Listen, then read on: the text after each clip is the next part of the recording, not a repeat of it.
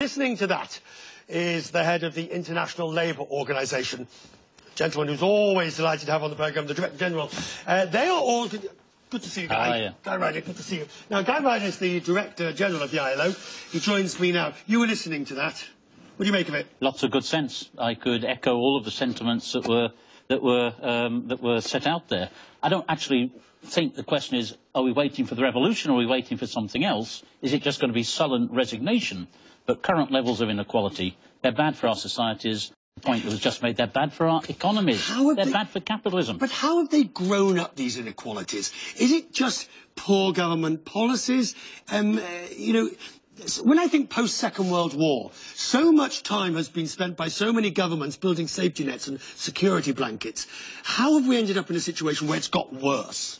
Well, I think two things have happened. The first thing that's happened is the share of national income, this is around the world, that goes to workers, that goes to wage earners, has gone down about 20 percentage points. It doesn't actually pay to go to work anymore. And secondly, we have tax regimes, which the previous speaker indicated, which are actually such as to have people who are less well off paying more rather than the folks who've got a lot more money and can pay more. So it's a secular decline in returns to workers, basically. His comments about fomenting of unrest. Now, you know, we can take the pitchfork example with a certain pinch of salt, but he is right, isn't he? And you would be the first to say, if we do not address this issue, then eventually, whether it's the Peasants' Revolt, the French Revolution, the Arab Spring, eventually those without say, it's my turn.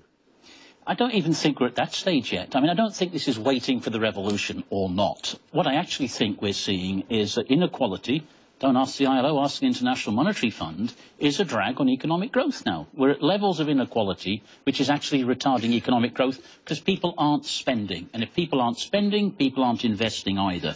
And the machine begins to get grit in the wheels. Where do you start to unwind it? Because let's take here in the United States, the battle over raising the minimum wage has been brutal. You're familiar with that. Yes. But Germany has just passed Germany's just done it. quite a large minimum wage. You might want more, but it's still it's okay for the moment. It's a carefully considered $8.50, a bit more than we Brits give ourselves. Right, but less than the US.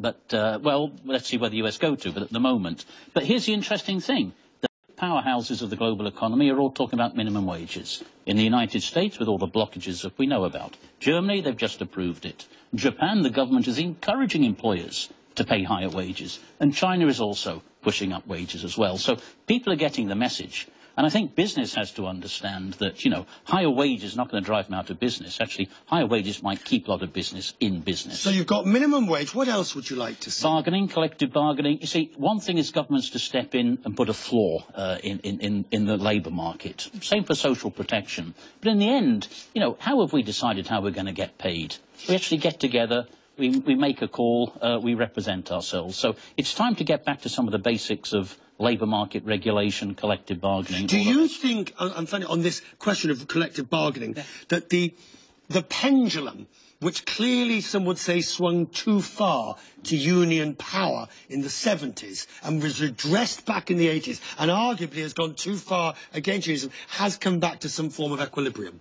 I think it's got to get back to equilibrium. And I think these swings, inequality to greater inequality, bring us back to a centre of gravity that will be good for our societies, good for that middle class that your previous speaker spoke about, and actually get our economies growing. Here's the point. Giving a fair share to workers does not actually screw up your economy. It helps it forward. We're so glad you came in today, sir. Good to see you on this side of the Atlantic. Nice to see you as always. Coming back after the break, off the streets, into the water, when Quest Means Business returns. We'll see how one group is trying to give children in Brazil a way out of